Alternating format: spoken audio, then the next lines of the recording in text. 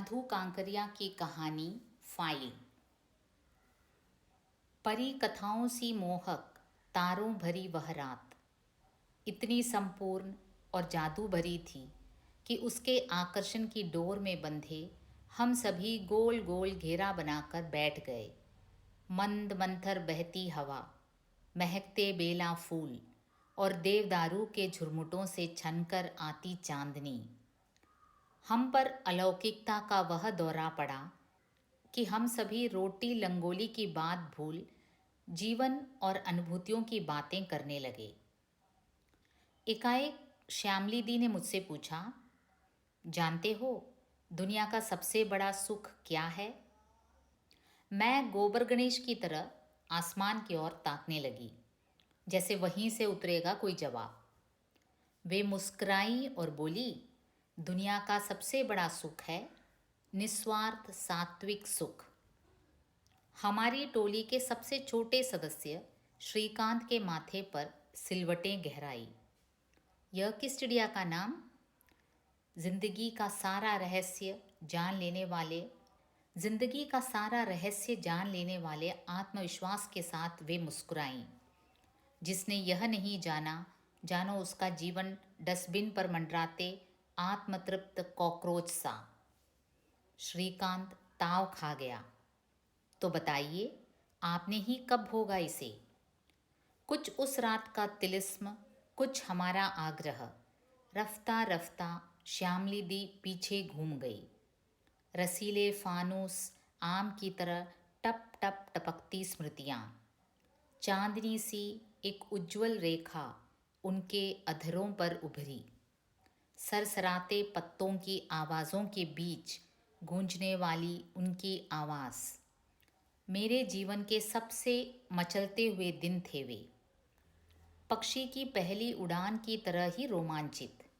मैं उन दिनों सिनी आशा में थी। सिनी आशा? वह क्या? मैंने और श्रीकांत ने एक साथ पूछा। कोलकाता में रहते हो और सिनी आशा का नाम नहीं जानते? स्ट्रीट चिल्ड्रन के लिए सबसे नामी स्वयंसेवी संस्था है यह सिनी आशा। उन्होंने दाएं हाथ की चूड़ियाँ ऊपर खिसकाई और फिर प्रवाह में बहने लगी। हाँ, तो मैं बता रही थी कि अनुभवों की पूंजी बटोरने के वे मेरे सबसे समृद्ध दिन थे। हर दिन कुछ न कुछ अजूबा देखने को मिलता। पहले दिन ही मज़ा आ गया। जैसे ही सिनी आशा की दहलीज पार करने लगी कि देखा, बाहरी दीवार पर किसी मस्करे ने लिख मारा था, देखो देखो गधा मूत रहा है। मैं अवाक, इतनी साफ सफाक सफ़ेद दीवार पर कोयले से यह किसने लिख मारा? सुरक्षा गार्ड ने हंसते हुए बताया, यह तृप्ति दी की खोपड़ी से निकला है। जिसको देखो जिप खोलता और गंगा जल बहा देता। रात को मारे बदबू के हम लोग सो न सकते। कितनी ही बार लिखा पेशाब करना मना, पर कौन सुनता। तो तप्ती दी ने गुस्सा कर ऐसे लिख मारा। बहुत खूब। मैं ऊपर पहुंची तो देखा झुंड के झुंड में पसीने की गंध से बजबजाती उठंग साड़ी पहने करीब 40-50 महिलाएं एक बड़े से कमरे में उजबक की तरह बैठी हुई हैं। पता चला सियालदह प्लेटफॉर्म, झुग्गी झोपड़ियों और फुटपाथों पर रहने वाली ये वे महिलाएं हैं जिनके बच्चे सिनी आशा द्वारा किसी चैरिटेबल या अर्ध चैरिटेबल हॉस्टल में भेज दिए गए हैं। इन सब के बीच तृप्ति दी बड़े तृप्त भाव से उन्हें समझा रही थी, दया करके आप लोग महीने में कम से कम एक बार अपने बच्चों से अवश्य मिलने जाएं। आपको ताकते ताकते आंखें बाहर निकल आती हैं बेचारों की। इधर माताएं मुड़ी कि उधर तृप्ति दी फिर चालू। अब इन्हें भी क्या दोष दूं? यहाँ हर चीज़ का टोटा। अब बच्चों को मुफ्त हॉस्टल में डाल भी दिया तो जाने आने के भाड़े का जुगाड़ मुश्किल। जुगाड़ हो गया तो दिन भर की खटनी से समय निकाल पाना और भी मुश्किल। तो यह तो है हाल। कमर में पल्लू खोंसते हुए तृप्ति दी ने चिंता भरे स्वर में कहा। यह तो है हाल तृप्ति दी का सबसे प्यारा जुमला था, जिसे वे गाहे बगाहे जब तब हर व्यक्ति और स्थिति पर जड़ दिया करती थी। उस दिन शाम को वे घर के लिए मेरे साथ ही निकली। मौका पाकर मैंने पूछा, यह सिनी आशा क्या किसी बंगाली बाबू की देन है? वे फिर चालू हो गई, अरे नहीं, यह तो किसी आयरलैंड वासी ने बनाया था। अब देखो, यह तो है हाल। आया तो था यहाँ तफरीह करने, आत्मा परमात्मा, जन्म पूर्व जन्म, मंदिरों और विभिन्न आस्थाओं वाले इस देश को जानने बूझने, पर मन रमा यहाँ की कालाहांडी में। कहते हैं कि धूल में रेंगते रिश्ते, फुटपाथों पर रोते कलपते बच्चों, नशे और कुटेवों के शिकार किशोरों और लाल बत्ती इलाकों की जगमगाई किशोरियों को देख वह विचलित हो उठा और उसने इस संस्था की नींव डाली और जाते जाते कह गया, जिस परम तत्व और परमात्मा की खोज में मैं आया था उसके मर्म को पा लिया। पान की गिलोरी को दाएं से बाएं घुमाते हुए वे फिर चालू हो गई, अब तुम ही देखो, इतने बड़े कोलकाता में जितने भी नशेड़ियों, फुटपाथियों और अनाथ बच्चों, दबे कुचले बच्चों या वासना की शिकार हुई युवतियों के लिए स्वयंसेवी संस्था है, वे सब ईसाइयों द्वारा स्थापित हैं। तो यह है हाल। हम भारतीयों को तो पूजा पाठ, धर्मशालाएं, तीर्थ यात्रा और मंदिर निर्माण से ही कहाँ फुर्सत है। इन्हें विदेशों से फंड मिल जाता है। मैं बीच में ही बोल पड़ी थी। मुझे तेजी से काटते हुए कहा, न ना, ऐसी बात नहीं, वरन मुझे तो लगता है कि यह इसलिए है कि इन्होंने धर्म को जीवन और रोटी से सीधा जोड़ इसे फुटपाथों और झुग्गी झोपड़ियों तक पहुंचाया है, जबकि हमने हमने धर्म की ऊंची उड़ानें भरी हैं। अपने परिष्कृत रूप में हमारे यहाँ धर्म की शुरुआत अंतर यात्रा से होती हुई अंतकरण की शुद्धता और परम तत्व की प्राप्ति पर खत्म हो जाती है। अब तुम ही देखो, उस आयरलैंड वासी के हृदय में कितनी मानवीय और महीन बात आई कि जिन किशोरियों को हम भविष्य नहीं दे सकते, कम से कम रात भर के लिए नाइट शेल्टर की व्यवस्था कर उन्हें भविष्य के लिए बचा कर तो रख सकते हैं। पान की गिलोरी को बाएं से दाएं घुमाते हुए किसी तत्वदर्शक की तरह फिर उन्होंने एक पते की बात कही, जानती हो श्यामली, मैं कई बार सोचती हूँ कि हमारे यहाँ क्रिश्चियनिटी जैसे स्थूल धार्मिक सिद्धांतों की ज़रूरत है, क्योंकि हम तो अभी तक रोटी और लंगोटी की ज़रूरत से ही ऊपर नहीं उठ पाए हैं और उनको चेतना, अंतरात्मा, वेदांत और उपनिषद की, जिससे अतिभोग और अतिचार के मारे वे यहाँ की त्याग और तपस्या की अवधारणा से संतुलित और अनुशासित हो सके। बात पूरी कर भी नहीं पाई थी तृप्ति दी कि तभी हल्का सा हो हल्ला सुनाई दिया। एक फील्ड वर्कर दौड़ती आई, तृप्ति दी, झुनिया और मंगला के माई बाप आए हैं। कमर के पल्लू से जीवन से झल्लाई किसी बूढ़ी की तरह तृप्ति दी फिर बड़बड़ाई, जीना हराम कर रखा है इन लोगों ने। सीढ़ी की रेलिंग को पकड़े किसी बोरी की तरह लुढ़कते ठुमकते तृप्ति दी नीचे ऑफिस में। जिंदगी का बोझ ढोती पसीने से लथपथ एक देह, बरसाती फफूंद सी बड़ी दाढ़ी। जैसी ही तृप्ति दी घुसी, जुनिया के पिता ने हाथ जोड़े। थोड़े ही देर बाद खोखले तने की तरह सूखी हुई मरगिल्ली स्त्री भीतर आई और उस पुरुष के पार्श्व में सहमी सी सिमटी बैठ गई। हवा में कड़वे तेल और पसीने की मिली जुली गंध फैल गई।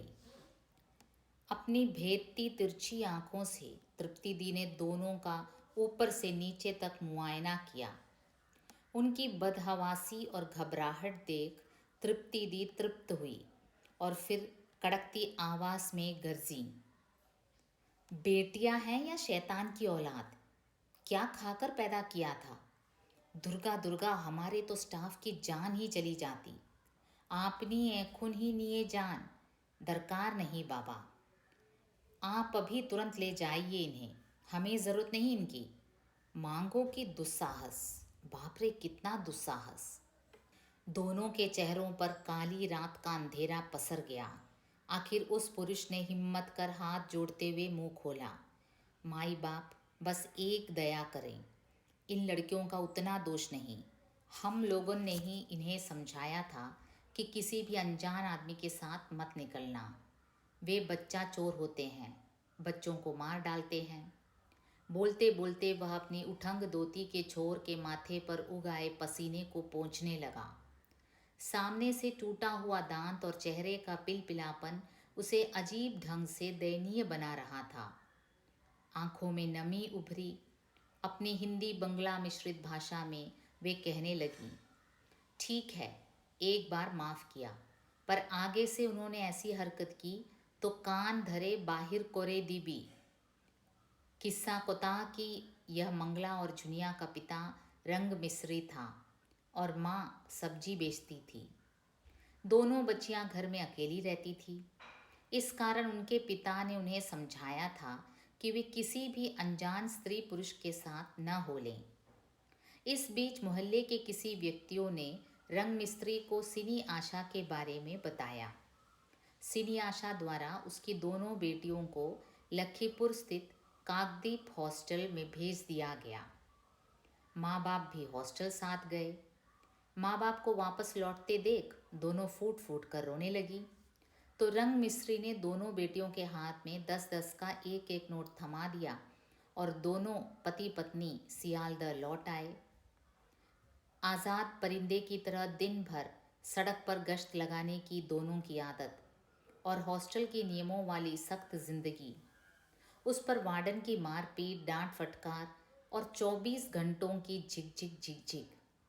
दोनों बच्चियों को घर बुरी तरह पुकारता और उस पर हाथों में 20 रुपये की पूंजी का भोला विश्वास।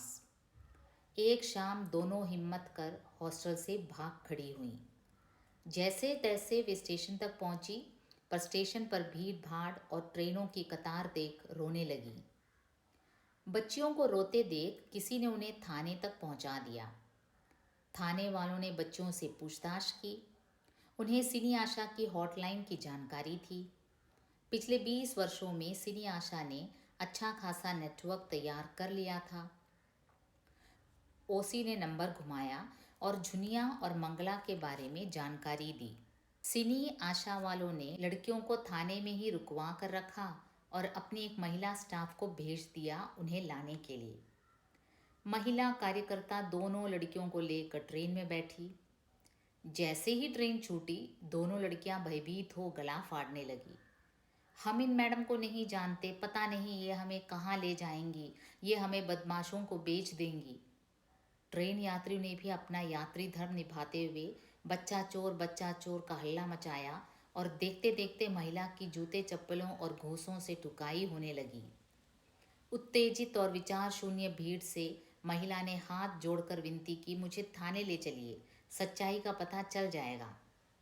थाने वाने में कुछ नहीं होता, वहाँ तो कुर्सी पर चोर डकैतों की माएँ बैठी हैं। जो होना है यही हो जाए, फेंक दो साली को चलती ट्रेन से।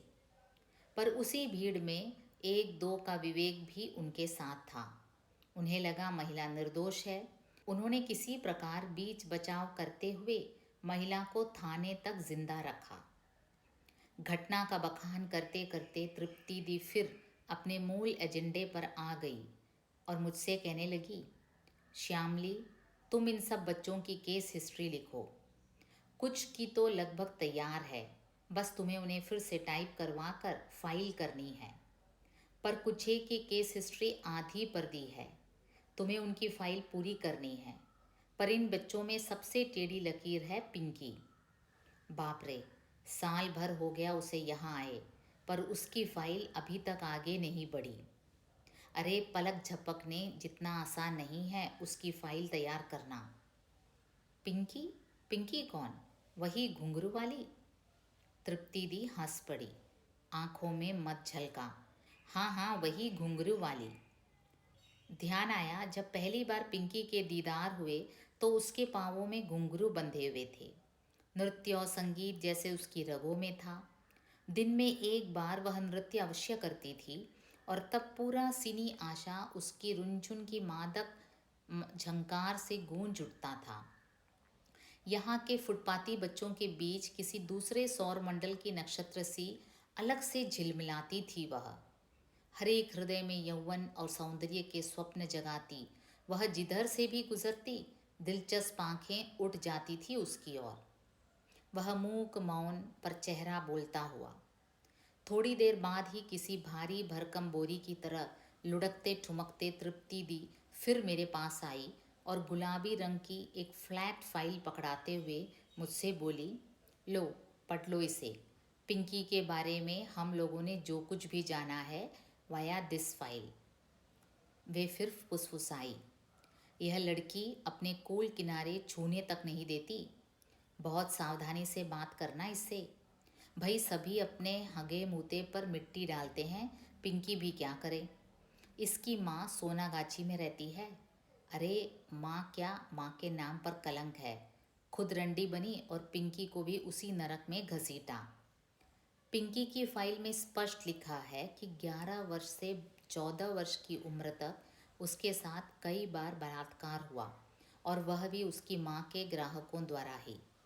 सबसे पहले वह all Bengal children welfare home में थी।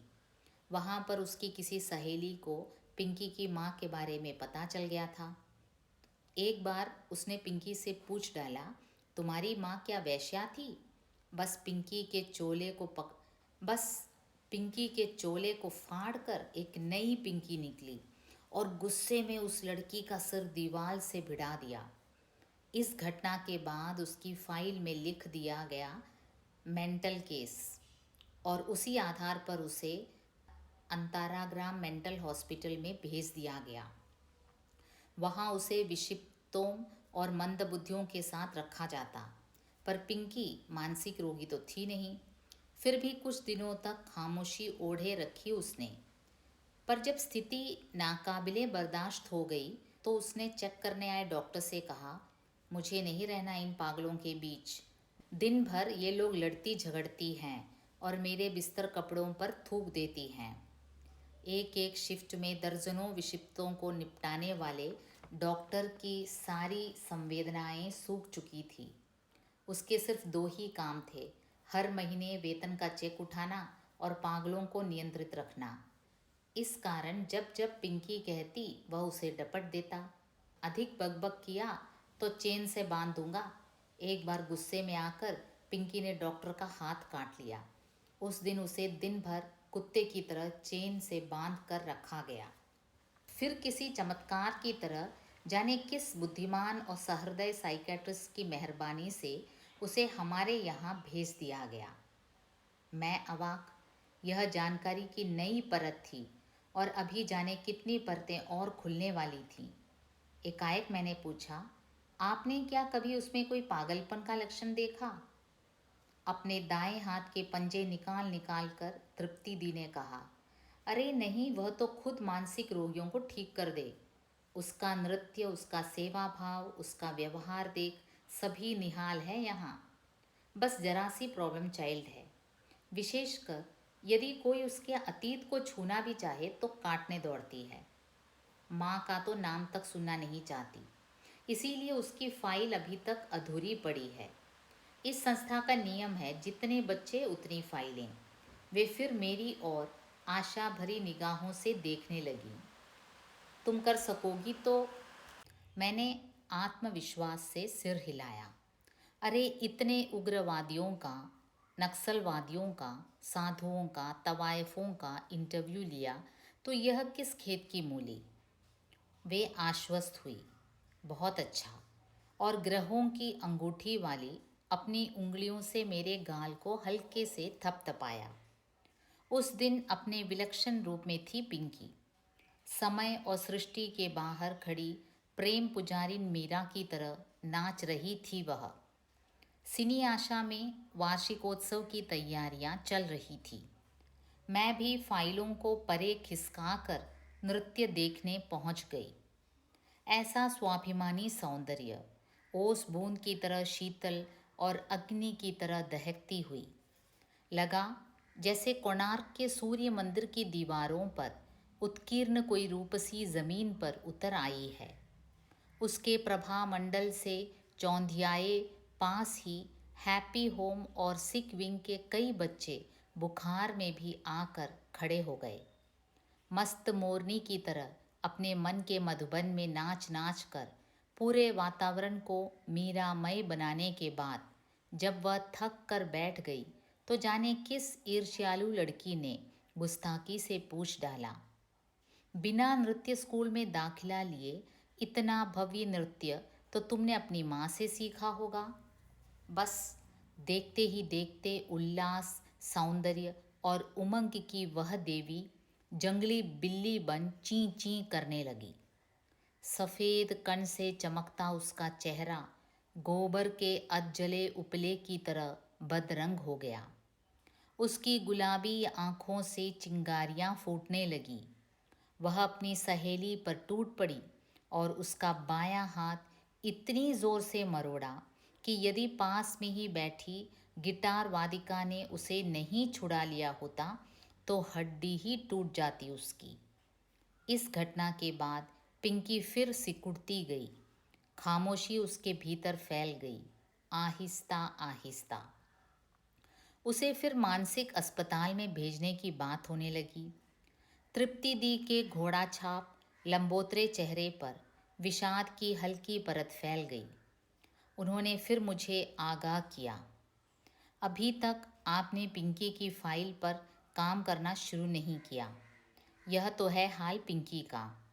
कभी भी उसे मेंटल हॉस्पिटल में भेजा जा सकता है। नहीं, यदि दूसरे बच्चों को उससे खतरा हो तो उसे कैसे रखा जा सकता है। कुछ दिनों बाद ही दुर्गा पूजा आ गई, कोलकाता का सबसे बड़ा जातीय त्योहार। पूरे पूरे 4 दिनों तक दुल्हन की तरह सजा धजा कोलकाता और रोशनी की झालरों से झिलमिल झिलमिल करते यहाँ के पंडाल। कोई पंडाल ताजमहल की अनुकृति, तो कहीं दिल्ली का संसद भवन, तो कहीं हाई कोर्ट, तो कहीं जयपुर का हवा महल। पूजा की वह धूम कि जिसने पूजा नहीं देखी वह अजन्मा। कोलकाता ही नहीं, आसपास के गांवों कस्बों से भी लोग बहते हुए चले आते यहाँ जिंदगी का स्वाद लूटने के लिए। हमारी सिनी आशा के भी अधिकांश बच्चे घर चले गए थे अपने परिवार के साथ पूजा मनाने। घने पेड़ों के झुरमुटों के बीच इक्के दुक्के ठूंठ की तरह गिने चुने वे ही बच्चे रह गए थे जो या तो बेहद बीमार थे या जिन्होंने दुनिया में अपने लिए बहुत ही कम जगह घेरी थी। ऐसे बेठौर ठिकानों वाले बच्चों को संभालना बहुत जानलेवा होता था, क्योंकि सावन की घटाओं की तरह हर पल इनके भीतर अपने उजड़े घर की धुंधली यादें उमड़ती घुमड़ती रहती। ये छुट्टियाँ उन्हें खुश नसीबों से अलग कर लहर दर लहर इनकी उदासी बढ़ाती जाती। सिनी आशा के बरामदे में खड़े ये बच्चे पथरीली आंखों से अपने हम उम्र बच्चों को अपने माँ बाप और भाई बहनों के साथ जश्न मनाते देखते और लहू लुहान होते रहते थे। हम चाह कर भी उन दिनों उनके चेहरों पर हंसी नहीं उगा पाते थे। जिंदगी के जाने कितने रहस्यों को अपने भीतर समेटे पिंकी भी अपनी वीरान आंखें और गमगीन चेहरा लिए बरामदे में खड़ी थी। मैंने पीछे से उसके कंधों पर हाथ रखा। वह चिंकी, ओह आंटी, चलो पूजा दिखा लाती हूँ। पूजा? क्षण भर के लिए उसकी आंखें चमकी, पर अगले ही क्षण उनमें सयानापन भर आया। नहीं आंटी, आज मैं खाली नहीं हूँ, उसने किसी बेहद व्यस्त गृहस्थन के अंदाज में कहा। तुम्हें क्या काम है? उसने उंगली सिक विंग की ओर उठाई, जहाँ कोई नया परिंदा जगह घेर रहा था। भोला। सिनी आशा के फील्ड वर्कर उसे सियालदह स्टेशन के प्लेटफॉर्म नंबर 5 से उठा लाए थे।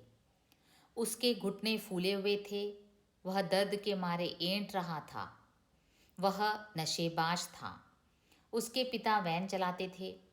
सियालदह स्टेशन के पास ही पुल के नीचे उसकी खोलाबाड़ी थी, जहाँ उसकी माँ 5-5 रुपयों में पत्ताखोरों को नशे के सेवन के लिए खोलाबाड़ी किराए पर देती थी। भोला पत्ताखोर को पन्नी, ब्लेड, मोमबत्ती, दिया सलाई पकड़ाते पकड़ाते स्वयं कब नशे की डांड मारने लगा उसे भी पता नहीं चला। देखते देखते यह लत बन गई। पत्ता नहीं मिलता तो वह नशे की तलब मिटाने के लिए डेंड्राइट का सॉल्यूशन ही खाने लगा। ओ माँ मांगो, भोला दर्द से ऐंठ रहा था। पिंकी उसे प्यार से डांट पिला रही थी। और टान पत्ता कर टपोरी गिरी। पिंकी ने हाथ के सहारे से उसे उठाया और उसे पेन किलर दी और फिर उसे सुलाते हुए डांट पिलाई। आंख बंद कर पड़ा रहा। तो तुम कब चलोगी? जब तक इसका दर्द कम नहीं हो जाता। ची ची का दरवाज़ा बंद हुआ और मैं झल्लाती हुई बाहर। तीसरे दिन भोला को आराम मिल गया था और पेन किलर के प्रभाव से वह जमकर सो रहा था। उसके सिरहाने बैठी थी पिंकी, उदास और अवसन, आंखों से टपकते टप टप आंसू जैसे महाकाल के कपोल पर लुढ़कती कुछ बूंदें। मुझे देखते ही वह फफक पड़ी। आप मुझे पूजा दिखाने के लिए ले चलने वाली थी ना? मुझे पूजा नहीं देखनी, मुझे अपनी ठाकुर माँ से मिलना है। वे बहुत बूढ़ी हैं, मुझसे मिलने नहीं आ सकती। आप मुझे मेरी ठाकुर माँ के पास ले चलिए, मुझे मिलना है उनसे। उन्हें देखे 14 महीने हो गए, जाने किस हाल में होंगी वे। पिंकी के दिल में अपनी ठाकुर माँ की यादों का एक तारा बज रहा था, पर मैं उसे कैसे समझाती कि तृप्ति दी ने मुझे पिंकी को ठाकुर माँ के पास भी ले जाने को मना किया है। उसकी ठाकुर माँ के घर के पास ही उसकी माँ का भी घर है। उसकी माँ को भनक पड़ते ही वह पिंकी को लेने वहाँ आ सकती थी। तृप्ति दी की चेतावनी मेरे कानों में गूंज रही थी। आप नहीं जानती उसकी माँ को। किसी भी प्रकार बहला फुसलाकर वह वापस पिंकी को उसी गंदगी में धकेल सकती है। आप नहीं जानती उसकी माँ को। यदि सप्ताह भर भी पिंकी रह जाए अपनी माँ के साथ तो उसी की भाषा बोलने लगेगी। यहाँ आई थी पिंकी तो बड़ी गंदी जुबान और आदतें थी उसकी। बिना सड़ी और मादर के बात ही नहीं करती थी और कमीज़ तो इतने खुले गले की पहनती थी कि आधा माल बाहर से ही दिखे। हमने उसे सरस्वती वंदना सिखाई, उसे अच्छे भावों के नृत्य सिखाए। पिंकी लगातार झंझोड़ रही थी मुझे, आंटी मुझे ले चलिए अपनी ठाकुर माँ के यहाँ। एकाएक मुझे एक उपाय सूझा। मैंने सोचा कि कुछ ऐसा किया जाए कि पिंकी भी खुश हो जाए और मुझे भी इस खूबसूरत शाम की कुछ भलाई हाथ लगे। मैंने पिंकी से कहा, बिना मामा से काना मामा अच्छा। मैं ऐसा करती हूँ कि टैक्सी में तुम्हारी ठाकुर माँ को ही लेकर यहाँ आ जाती हूँ, क्योंकि मुझे तुम्हें वहाँ ले जाने की इजाज़त नहीं है। तुमसे मिलवाकर मैं तुम्हारी ठाकुर माँ को वापस वहाँ छोड़ आऊँगी, पर इसके बदले तुम्हें भी मेरा एक काम करना होगा। हाँ हाँ, क्यों नहीं, बोलिए मुझे क्या करना होगा। मैंने कहा, पिंकी मैं जो कुछ भी तुमसे पूछूं तुम्हें उसका जवाब देना होगा। देखो, मुझे तुम्हारी फाइल तैयार करनी है, तुम्हारी पूरी केस हिस्ट्री है। मैं बात पूरी कर भी नहीं पाई थी कि उसकी आवाज़ अकस्मात रामपुरी चाकू की तरह धारदार हो गई। क्या फाइल?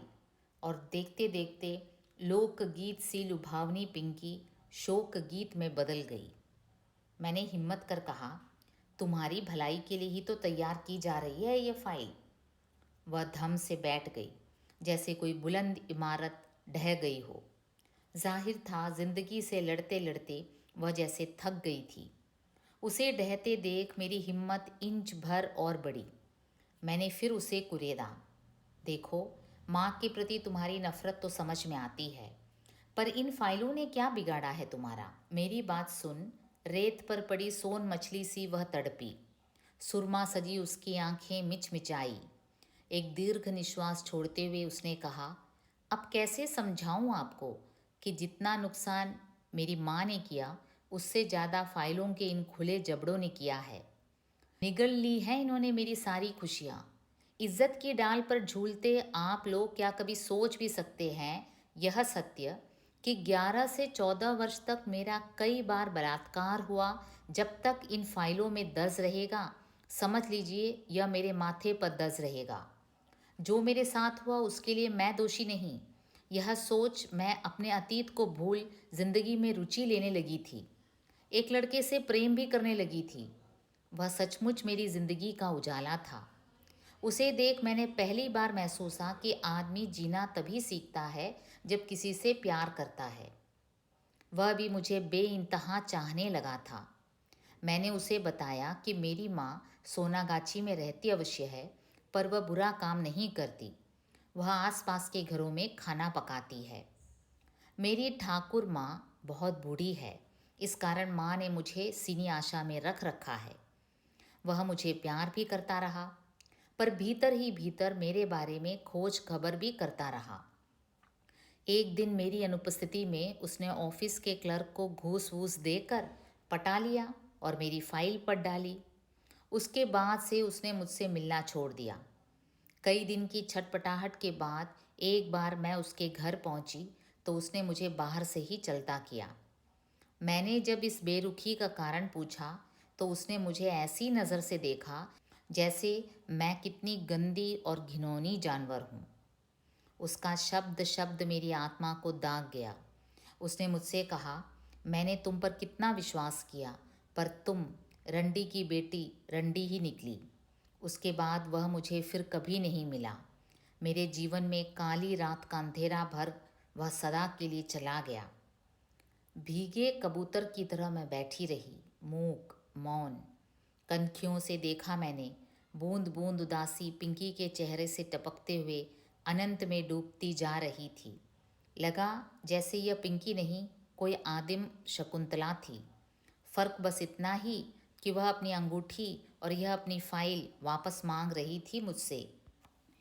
पिंकी से बिना कुछ कहे मैं वहाँ से खिसक गई, धीरे धीरे और बेआवाज़, पतझड़ के सूखे पत्ते की तरह। पूजा की छुट्टियाँ भी चल ही रही थी।